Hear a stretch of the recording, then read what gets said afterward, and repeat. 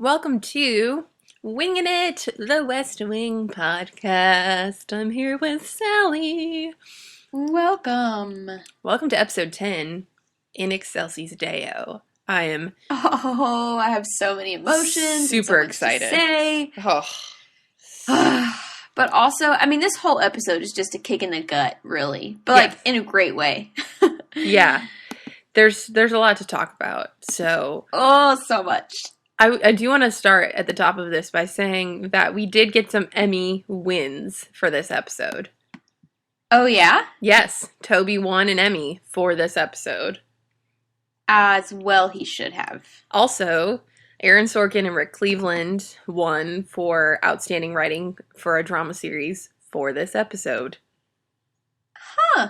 Yeah. Okay. Yeah. So this is not just a good episode in our opinion. This is a good episode in the Emmys' opinion. Like in the opinion of the world. Yeah. Because they weren't just best. nominated. They won. Like literally before this I just watched Richard Schiff's acceptance speech on YouTube. Yeah. You can watch it. It's up there. And it's great. Martin Sheen's just glowing and it was great. Ugh. He was actually up against John Spencer, Leo. He was actually up against him for the same Emmy, different episode, but and I think it was in that article that you sent me that they talked about how I can't remember who it was, didn't want to submit himself. I guess it might have been John Spencer. Didn't want to submit himself for a leading actor. No, it was what's his name? Bartlett. Bartlett didn't want to... Oh, that's right. Mm-hmm. Martin Sheen. He didn't want to submit as a leading actor because he didn't feel like he was, but, then it helped everybody else get their nominations. Yeah. So. I know, right? So great. Yeah. Oh, anyway, just something to keep in mind. In Excelsis Deo, episode 10, this is our Christmas episode, our first of many, I suppose, or at least more than one Christmas episode that we get, and it's wonderful. It is wonderful. It starts in the lobby and there's a Christmas tree and they're getting ready and Mandy's talking about some sort of Dickensian costumes. I have no idea what she's talking about. Yeah, I missed that whole thing. I don't. I'll try to look it up later. Again, Toby says could care less, but then he realizes it and then he says or more. So he realizes that he said it wrong. So maybe that was Aaron making maybe he caught it from the first time and wanted to correct him. It's entirely. Yeah, I did notice that too. I actually wrote that down because I was like, Andrea's gonna like this. Yes, redemption. And they reference some not very dated things, but there's a reference to Sammy Sosa and Al Roker going on a diet and very 90s. Just some very exactly. Yeah, they're talking about who's going to play Santa or something. I don't know. But it's good. Yeah. It's a very swirly opening scene. It's going in circles. Yes. Which is different, I guess. And I love the Christmas episodes because I do, like Charlie in this episode, I love the White House all decorated. It's so fun. It's like prom. Everybody just looks nice. Christmas is like prom. That's our takeaway. Ordinary things look better. So it opens with the real plot point happening that the police called Toby and a homeless veteran was found dead outside because it was so cold. And he was wearing Toby's jacket that had Toby's business card in it. And he had donated it to the Goodwill. I mean, what a storyline. Can we just say? It's a rough storyline. It's a wonderful storyline, but it is rough emotionally. Mm-hmm. It's a big storyline. And this is one of my favorite Toby episodes because for as much of a hard time as I give him, these are the moments where you're really like, oh, Toby. He's such a good heart. Yeah. You're not as much of a curmudgeon as you let on, you know? Yeah. So I love this part of Toby. I wonder if he won or was nominated for other episodes. I think he was. There are other episodes which I feel are more demanding in terms of what he has to provide as an actor rather than this one. I love this one and his performance is wonderful. I just know that there are other ones that are equally as good or if not more challenging. I wonder if he got recognized for those. We'll see. We'll ask the internet. And then, this episode was also nominated for an Emmy for Outstanding Single Camera Picture Editing for a series, as well as Outstanding Sound Mixing for a drama series for this episode. Well, so it's just the best episode all around. I know. It's a good day in the West Wing world. Yeah. So, yeah. Just bear that in mind. Also, we find out that CJ's code name with the Secret Service is Flamingo. Yes. I love that storyline as well. I wrote that down. Because it's funny that it would bug you if you were CJ a little. Especially when Sam gets a nickname like Princeton. Yeah. Come on. I want a cool nickname. Just not Flamingo. I don't know. It has some flair. She's tall. I mean, maybe that's what the... Yeah, I don't think it's an insult. I think it's great. But the Toby storyline is really, God, it's just so intense. It's so deep. I don't remember exactly which part. You do so much better about remembering which scenes. I just write down my thoughts about things. I don't remember what. Only in the beginning, we only see him talking to the police officer, right? Right. And then you can tell it's sort of like nesting in his brain about this, that it's getting to him, which I really like. Toby, gah. And then the president is talking to children. Oh gosh, right? Yes, that's the next part. So before we get there, I will say there's a Josh and Donna scene where she puts together a list of Christmas gifts that she would like. Yes. And they're all about skiing. Like, she doesn't know anything about skiing, just likes the equipment. And she's like, just in case you need some quick gift ideas, here's all the things you can get me for Christmas, Josh. So there's that. Additionally, Leo's grumpy because he has to sign a bunch of Christmas cards, which I guess I just really like when these people are grumpy.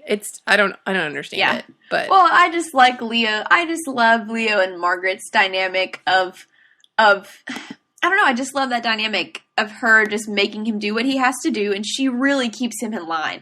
And just where would Leo be without Margaret? Like, literally, I don't know, completely lost. And it's so fun to watch her just be like, you know what, Leo, suck it up. I mean, she doesn't actually say that, but she has that sort of tone of, this is what you have to do, you know? We haven't even seen Margaret kind of open up in terms of her, quirkiness yet. So far, she's still pretty, a pretty small subdued, part and straight-laced, but she's definitely not. Yes. I enjoy their dynamic, though. I think it's kind of father-daughter-ish in the way that they take care of each other. They watch out for each other, so I like that. Yeah, and there was something later on in the series, which is not really a spoiler because I don't think anybody cares, where she is pregnant. It's like the smallest mention, where she is pregnant and she's not married, and that's all they do with it.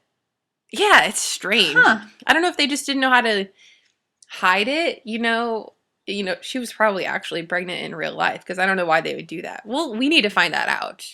That's something we need to look up. Now that you say that, I vaguely remember it, but I'm trying to remember how they didn't do anything, though. That's interesting. We'll have to check that out. They don't turn it into a story, but they do mention it. Huh. And I wonder if that's just because she was pregnant and they didn't want to try to hide it. But hey, they did that on Frasier semi-successfully for a whole season, as well as on Gilmore Girls. So there's that. Also, in terms of heavy storylines, there's a high school student who was attacked, and they need to revisit the hate crimes legislation. I mean, it's just, it's a heavy episode. So it's a heavy episode, and there are even more heavy things to come. But this one, that's a heavy thing, and I like the debate throughout this episode about hate crimes too, because I feel like it's a debate everybody can kind of get behind, because we all would feel strongly about hate crimes and how heinous they are, but then on the flip side, you're like, how do you put that into law? How do you regulate this? It's a very difficult debate, and I like that the West Wing is never afraid to tackle things head on. Yeah. And I like that. Yeah, it's good. It's heavy, but it's life, I guess. So that's West Wing just keeping it real. Again, I like when people are frustrated. I like when Toby's on hold because I don't know if he just thinks, I don't know if Sorkin, how he like builds characters, but it seems to me that if I were writing the show, I would think of what are the different scenarios I would like to see this character in. And then when you just find a spot to like drop it in. And he's like, I'd like to see like Toby going to the DMV or something. Yes. So. Yeah. But I think it's right before that, when we find out about, maybe it's not, I'm so out of order, you know better, but when we find out that, it's not, because I wrote here, I want to hate Toby so badly, but I don't because of stories like this. But then I wrote, but it's easy to hate Mandy, because that's when she comes in and is saying something about the costume. She's talking about the outfits, and Toby's like, she says something like, this might seem, trivial compared to that, and Toby's like, it might seem trivial. So I like that moment, because I'm like, Mandy, just shut up. But then the next scene, we go back to the children and the president. I think this is the next scene. Yes. And we find out that, I can't remember it's Lowell something, Lowell right? Lydell. Yes. Lowell Lydell. Yes. We find out that he's died. And immediately after we find out he's died, I don't know if this was intentional, but I like to think that it was. But immediately after that, we pan to the children who are sort of watching the president get this news. And you sort of have this thought of like, it's just an interesting parallel to see these young children, and you're sort of wondering, where does this, how did we get from this point to these 13-year-olds being so hateful? Like, where does the hate come from? I mean, I know where the hate comes from, but it's just an interesting, it's interesting that they show that immediately after that news, and you're sort of like, look at these innocent children who would not beat anybody with anything, Yeah. I liked that. I liked that tiny little nugget. Yeah, I didn't really think about that at all. Yeah. I was thinking more so about the fact... So it probably wasn't intentional. It's probably just me being analytical. It totally could have been. I was just thinking about the fact that, first of all, I loved the classroom of kids coming to see Bartlett. It's so cute. And I love when he's funny, and he's very funny in how he relates to them. There's also a little blonde girl wearing glasses who was just adorable, which is exactly what I was when I was... I've had glasses since I was 2 years old, and I had blonde curly hair, if you can believe it. Oh, so I felt like I identified with that little child. And then he has to, when CJ or what's his name, Charlie calls Bartlett over, he says, "Excuse me, there's a group of kids in the other room I might like better." Yeah, and he has this whole little shtick about who he is. I'm the king of like whatever, and they're like, no. It's very cute, and he's so great in moments like that. Yeah. Oh, so cute. And just the fact that when he finds out that Lowell Lydell died, and then he has to go straight back into dealing with these kids, it's just the picture of that was very telling of, or what I think would be telling of, like, you just have to be so many different things to so many different people all at once. Like the expectations on you are incredible, and it's a good small snapshot of what, like, the entirety of the presidency of having to deal with such lighthearted things at the same time as such heavy-hearted things.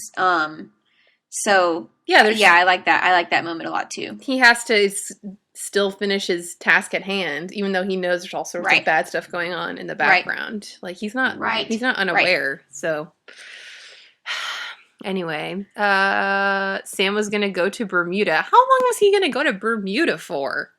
Question mark. That's what I was wondering too. I actually wrote down, do they really get these kind of vacation breaks? I mean, I guess they do. They get vacation, but like, it's weird to think of him like in Bermuda, not worried about anything. I mean, and he says he's going to read stuff, but I'm like, I don't know. It seems very uncharacteristic.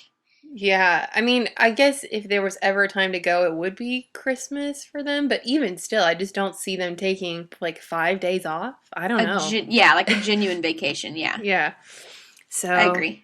Then they decide that they need to protect Leo, and so Josh is curious if Sam's friend Lori would divulge the names of any influential people in Congress that she has worked with, and so we'll see what happens there. And then, the scene with Mrs. Landingham and Charlie. Oh, I can't even handle it. Like, as if we didn't have enough kicks in the gut here. Like, let's just keep them coming.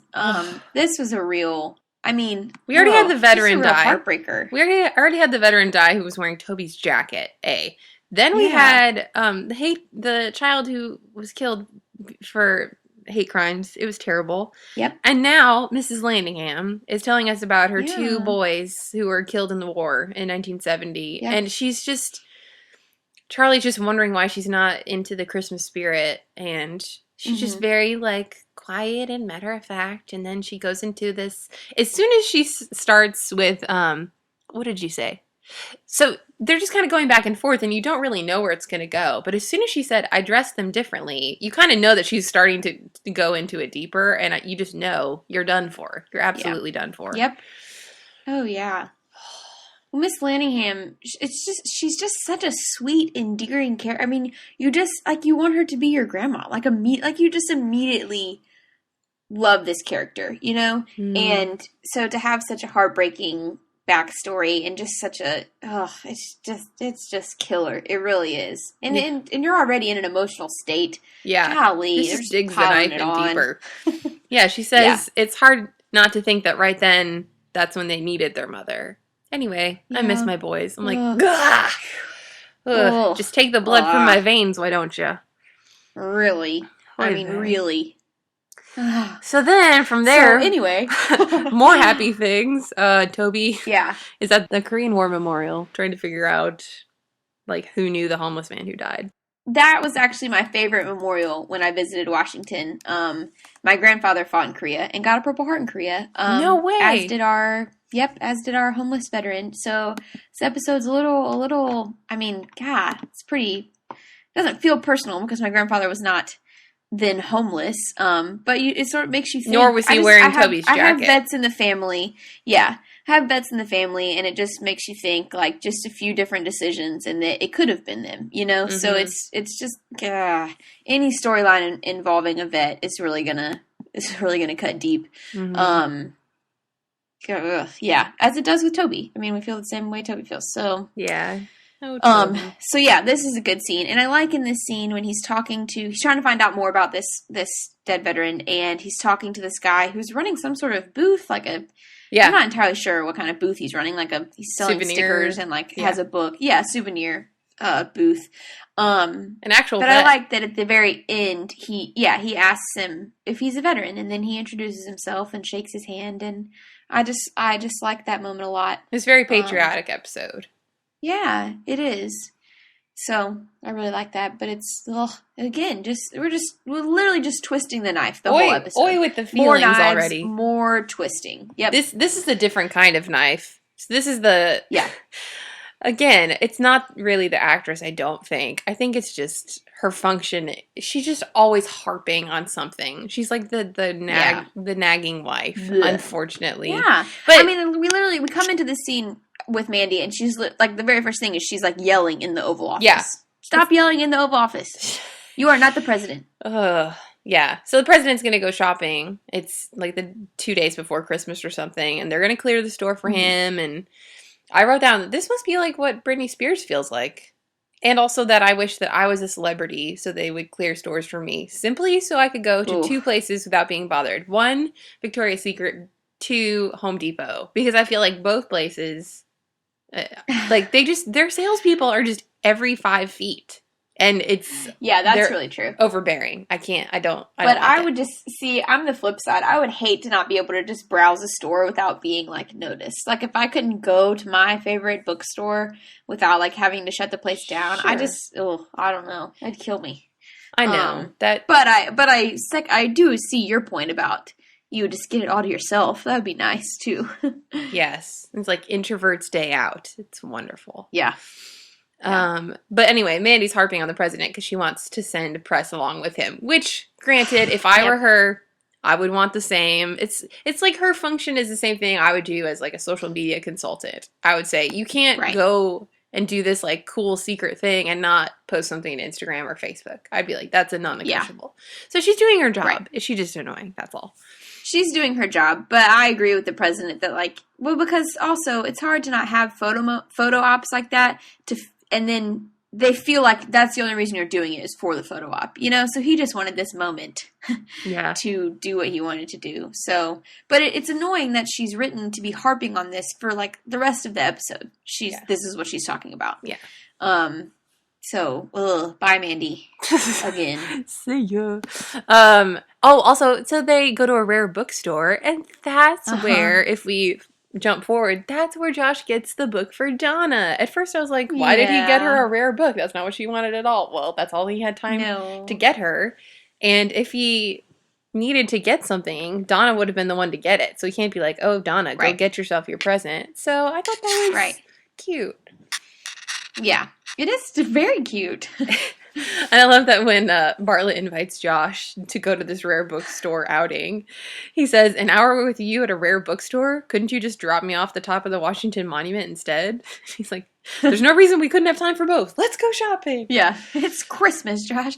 And then at first when he says they're going to a store called, I think the store's called Rare Books, and he's like, any idea what they sell? And Josh is like, fishing tackle?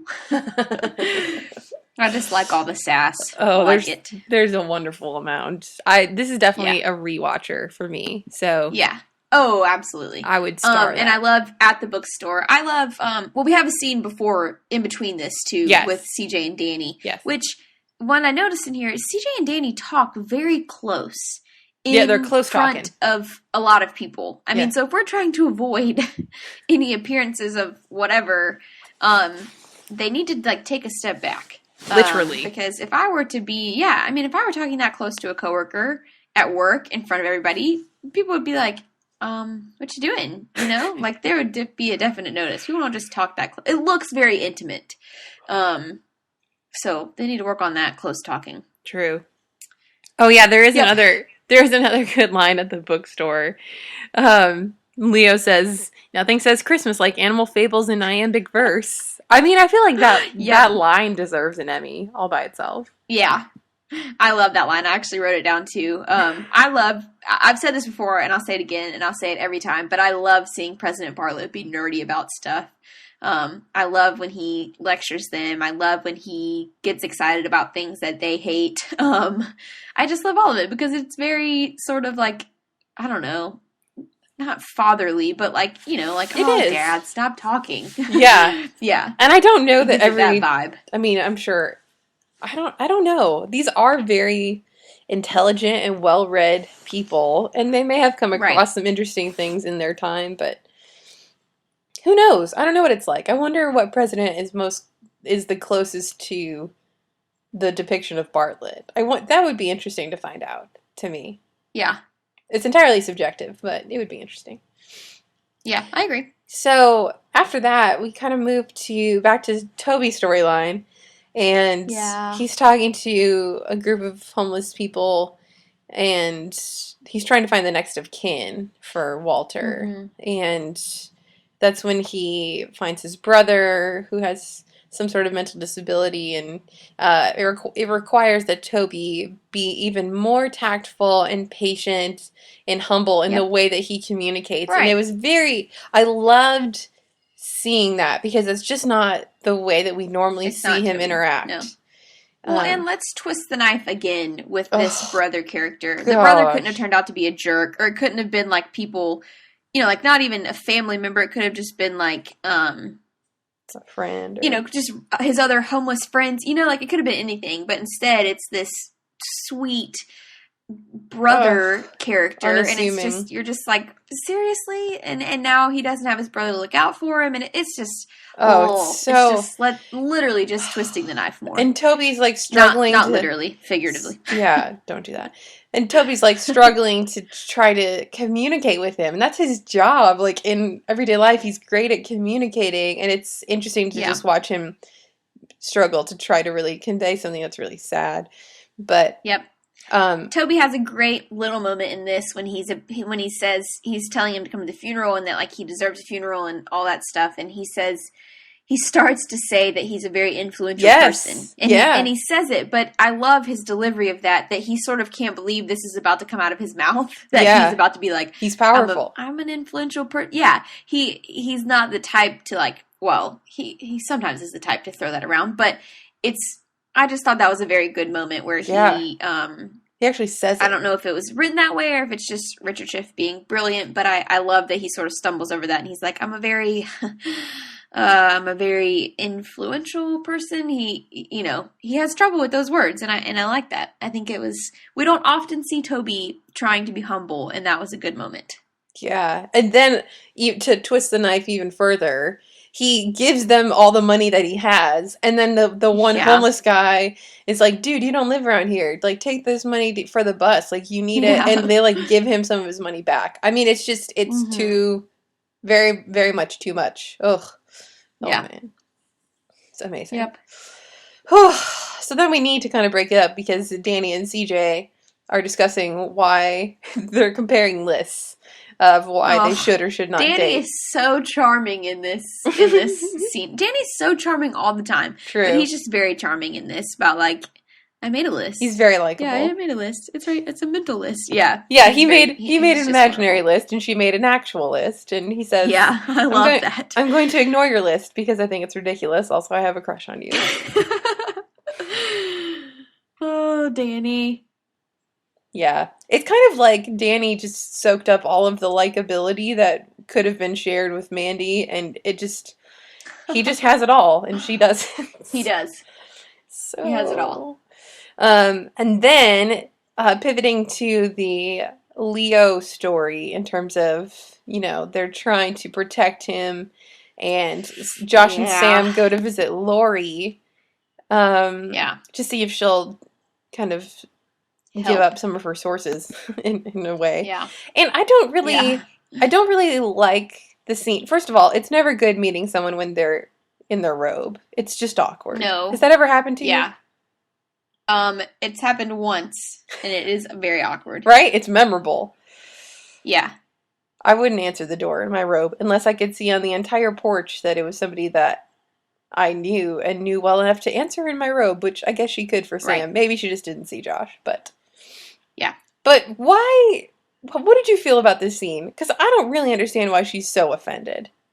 Other than the fact that she's insecure. I think...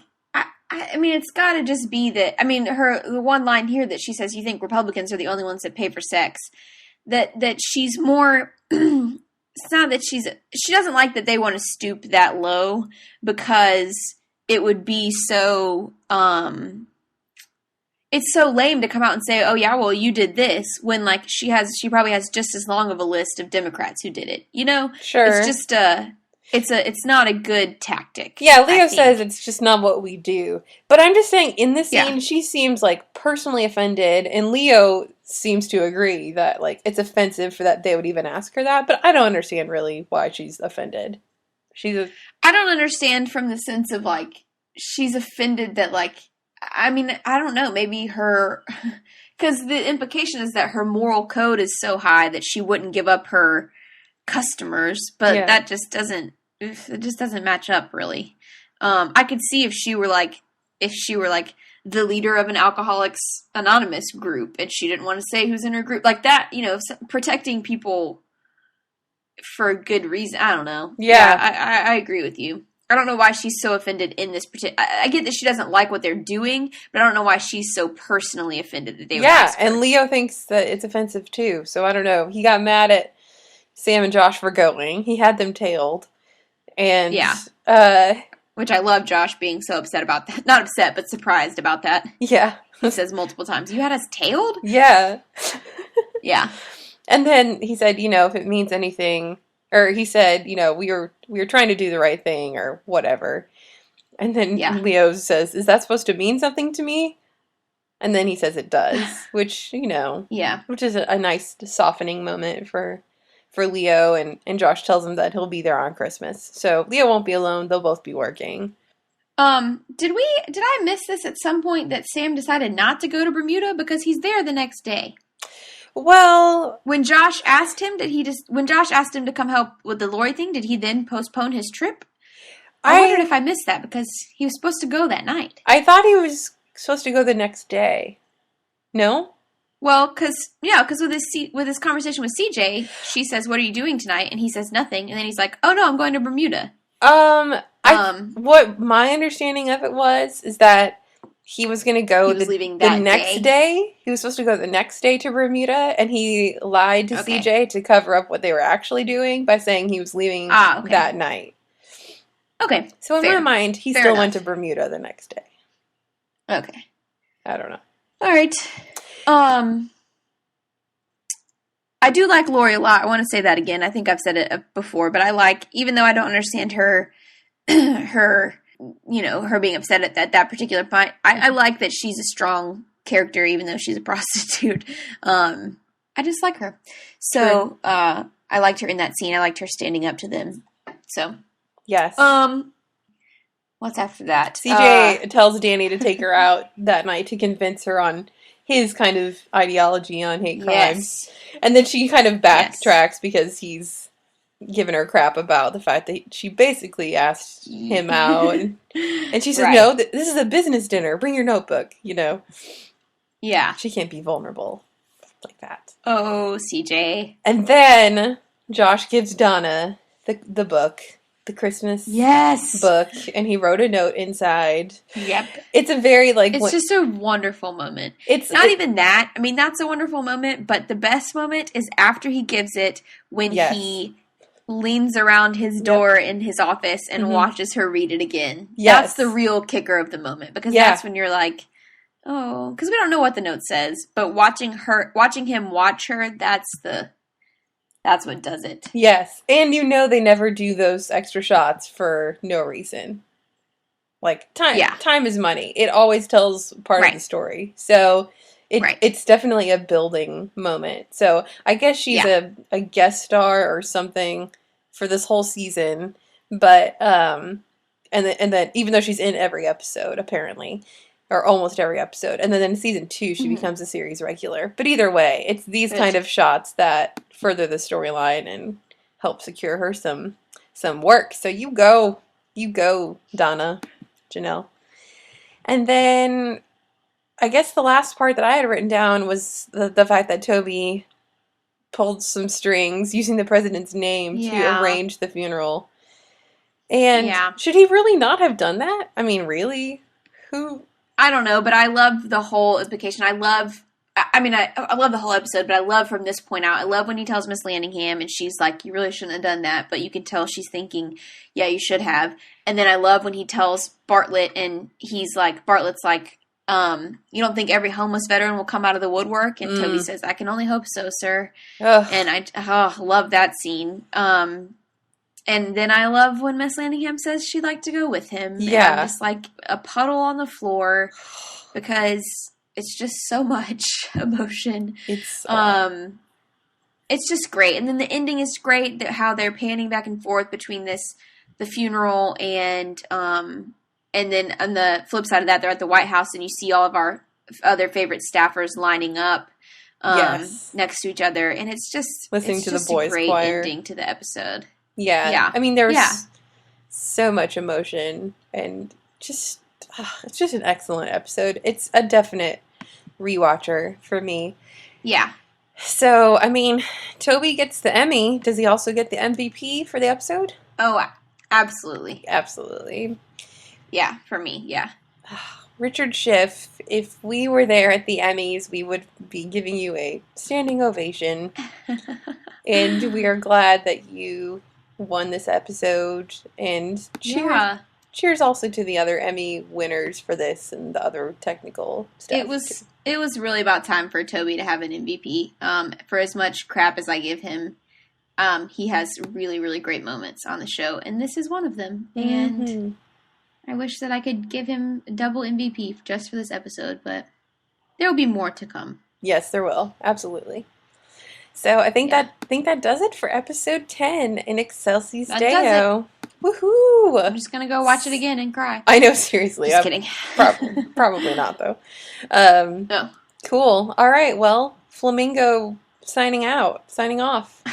We'll catch you next time for, I don't even know what episode 11 is called. Do you?